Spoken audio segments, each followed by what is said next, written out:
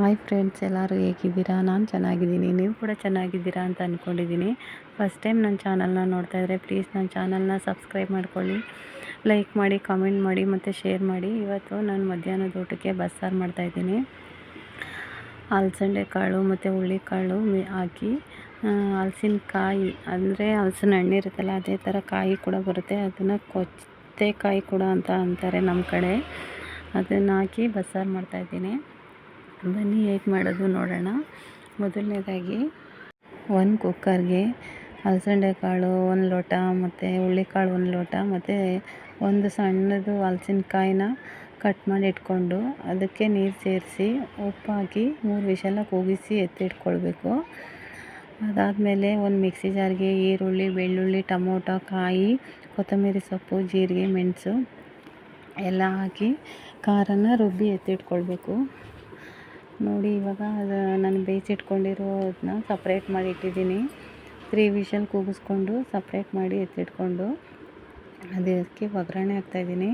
ಸಾಸಿವೆ, ಎಣ್ಣೆ ಹಾಕಿ, ಎಣ್ಣೆ ಕಾದ ನಂತರ ಸಾಸಿವೆ, ಈರುಳ್ಳಿ, ಬೆಳ್ಳುಳ್ಳಿ ಮತ್ತು ಒಣಮೆಣ್ಸಿನ್ಕಾಯಿ, ಕರಿಬೇವು ಸೊಪ್ಪು ಹಾಕಿ ಫ್ರೈ ಮಾಡಿಕೊಂಡು ಈರುಳ್ಳಿ ಕಲರ್ ಚೇಂಜ್ ಆಗೋವರೆಗೂ ಇದ್ದು ನಂತರ ಅದಕ್ಕೆ ಬೇಯಿಸಿಟ್ಕೊಂಡಿರೋ ಕಾಳು ಮತ್ತು ಹಲಸಿನಕಾಯಿನ ಅದಕ್ಕೆ ಮಿಕ್ಸ್ ಮಾಡಿ ಫ್ರೈ ಮಾಡ್ತಾಯಿದ್ದೀನಿ.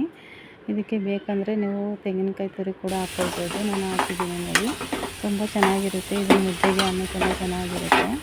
ಈ ಪಲ್ಯ ರೆಡಿ ಆದರೆ ನೆಕ್ಸ್ಟು ನಾವು ಸಾಂಬಾರಿಗೆ ರುಬ್ಬಿಟ್ಕೊಂಡಿರೋ ಮಸಾಲೆಗೆ ಒಗ್ಗರಣೆ ಹಾಕ್ಕೊಳ್ಳೋಣ. ನೋಡಿ, ಈ ಥರ ರುಬ್ಬಿ ರೆಡಿ ಮಾಡಿ ಇಟ್ಕೊಂಡಿರೋ ಮಸಾಲೆಗೆ ಒಂದು ಪಾತ್ರೆ ಇಟ್ಟು ಎಣ್ಣೆ ಹಾಕಿ ಸಾಸಿವೆ, ಕರಿಬೇವು, ಈರುಳ್ಳಿ, ಬೆಳ್ಳುಳ್ಳಿ ಮತ್ತು ಒಂದು ಒಣಮೆಣ್ಸಿನ್ಕಾಯಿ ಎಲ್ಲನೂ ಹಾಕಿ ಕಲರ್ ಚೇಂಜ್ ಆಗೋವರೆಗೂ ಈರುಳ್ಳಿನ ಫ್ರೈ ಮಾಡಿಕೊಂಡು ರುಬ್ಬಿ ಎತ್ತಿಟ್ಕೊಂಡಿರೋ ಮಸಾಲೆನ ಅದಕ್ಕೆ ಸೇರಿಸಿ ಮತ್ತು ಬೇಯಿಸ್ಕೊಂಡಿದ್ವಲ್ಲ ನಾವು ಕಾಳುಗಳನ್ನೆಲ್ಲ ಬೇಯಿಸ್ಕೊಂಡಿದ್ವಲ್ಲ ಅದನ್ನು ಕೂಡ ಅದಕ್ಕೆ ಸೇರಿಸ್ಬೇಕು. ಮತ್ತು ರುಬ್ಬೋಕ್ಕೆ ಸ್ವಲ್ಪ ಕಾಳುಗಳ್ನೂ ಕೂಡ ಹಾಕಿ ರುಬ್ಕೊಂಡಿರಬೇಕು. ಆವಾಗಲೇ ಅದು ಬಸ್ಸಾರಿಗೆ ಟೇಸ್ಟು ಚೆನ್ನಾಗಿರುತ್ತೆ.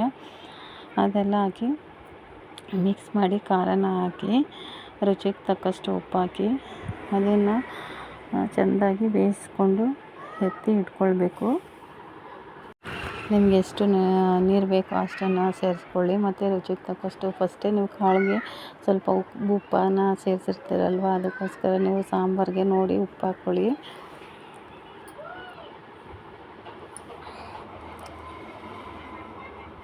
ಇದನ್ನು ಸ್ವಲ್ಪ ಬೇಯೋದಕ್ಕೆ ಬಿಟ್ಟು ಅದನ್ನು ಬೇಯಿಸಾದ್ಮೇಲೆ ಸ್ವಲ್ಪ ಲಾಸ್ಟಲ್ಲಿ ಹುಣ್ಸೆಹಣ್ಣು ರಸ ಕೂಡ ನೀವು ಆ್ಯಡ್ ಮಾಡ್ಕೊಳ್ಬೋದು. ಇನ್ನೂ ತುಂಬ ಚೆನ್ನಾಗಿರುತ್ತೆ. ನಾನು ರುಬ್ಬೋದಕ್ಕೆ ಹಾಕಲಿಲ್ಲ. ಸ್ವಲ್ಪ ಇದು ಮುದ್ದೆಗೆ ಮತ್ತು ಅನ್ನಕ್ಕೆಲ್ಲ ಚೆನ್ನಾಗಿರುತ್ತೆ ಬಸ್ಸಾರು ಅಂತ. ಕೊಚ್ಚೆಕಾಯಿ ಬಸ್ಸಾರು ಅಂತ ಹೇಳ್ತಾರೆ ನಮ್ಮ ಕಡೆ. ನಿಮ್ಮ ಕಡೆ ಏನಂತಾರೆ ಗೊತ್ತಿಲ್ಲ. ಹಲಸಿನಕಾಯಿನ ಬಸ್ಸಾರನ್ನ ಪ್ಲೀಸ್ ಒಂದ್ಸಲ ಟ್ರೈ ಮಾಡಿ ನೋಡಿ, ತುಂಬ ಚೆನ್ನಾಗಿರುತ್ತೆ, ಟೇಸ್ಟಿಯಾಗಿರುತ್ತೆ. ನಮ್ಮ ವಿಡಿಯೋ ಇಷ್ಟ ಆದರೆ ಪ್ಲೀಸ್ ಲೈಕ್ ಮಾಡಿ, ಸಪೋರ್ಟ್ ಮಾಡಿ, ಶೇರ್ ಮಾಡಿ. ನೆಕ್ಸ್ಟ್ ವಿಡಿಯೋದಲ್ಲಿ ಸಿಗ್ತೀನಿ. ಅಲ್ಲಿವರೆಗೂ ವಿಡಿಯೋನ ಲೈಕ್ ಮಾಡಿ, ಶೇರ್ ಮಾಡಿ ಮತ್ತು ಕಮೆಂಟ್ ಮಾಡಿ. Thank you. ಬಾಯ್. ನೆಕ್ಸ್ಟ್ ವಿಡಿಯೋದಲ್ಲಿ ಸಿಗ್ತೀನಿ.